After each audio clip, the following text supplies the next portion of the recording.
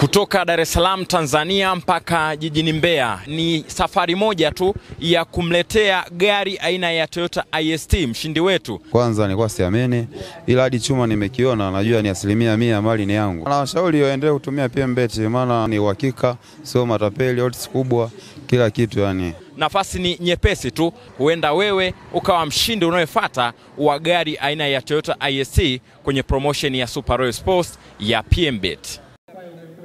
Naam, ni takriban kilomita 744 kutokea pale Dar es Salaam kuja hapa ardhi ya Tabora. Na sasa hivi tupo nje ya dimba la Ali Hassan Mwinyi. Habari yako mtazamaji na mfuatiliaji wetu wa PMTV. Karibu sana, tuendelee kujuza yale yote ya kimichezo ambayo yanaendelea katika anga zima la kimichezo. Mimi nipo hapa Tabora kwa ajili ya kukujuza na kuletea habari nzima ya mchezo mwingine wa ligi kuu soka Tanzania bara.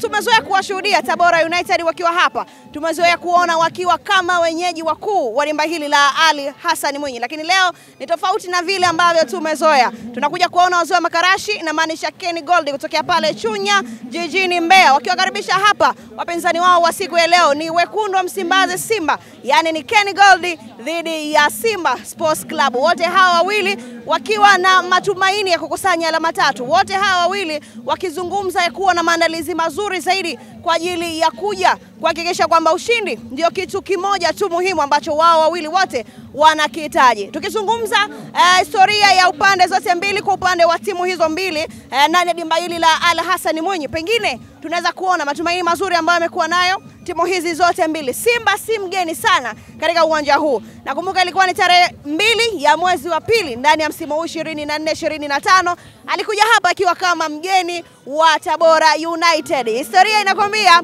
mnyama alifanya ya kwake.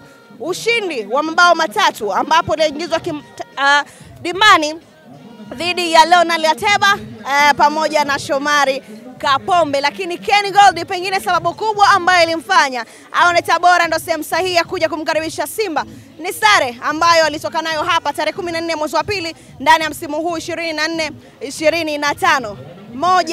1-1, yani bao moja ambalo alitoka nalo hapa amefunga, lakini pia anakuambia yeye anayo matumaini makubwa ya dimba hili la Ali Hassan Mwinyi. Sisi tupo hapa mapema kwa ajili ya kujuza mandhari, mazingira pamoja na maandalizi.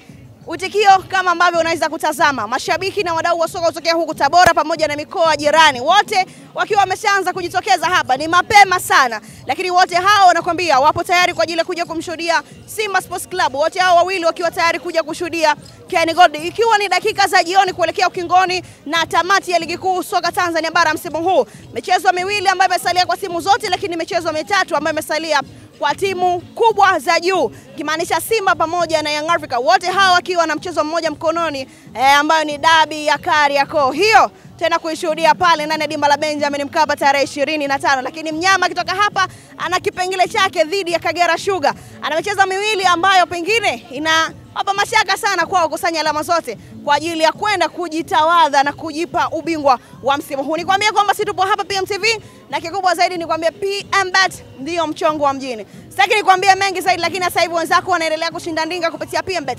Hakikisha unajisajili kupitia *149*23 alama leli ama www.pmbet.co.tz. Toyota Harrier zipo huko 15 kwa kupitia michezo ya kasino, lakini Toyota IST zipo kupitia michezo ya kubashiri. Mimi naitwa Kaina, nipo na Petro Mzigo. Karibu tuendelee kuzungumza katika michezo kutoka hapa Tabora. Tupo ndani ya dimba la Ali Hassan Mwinyi.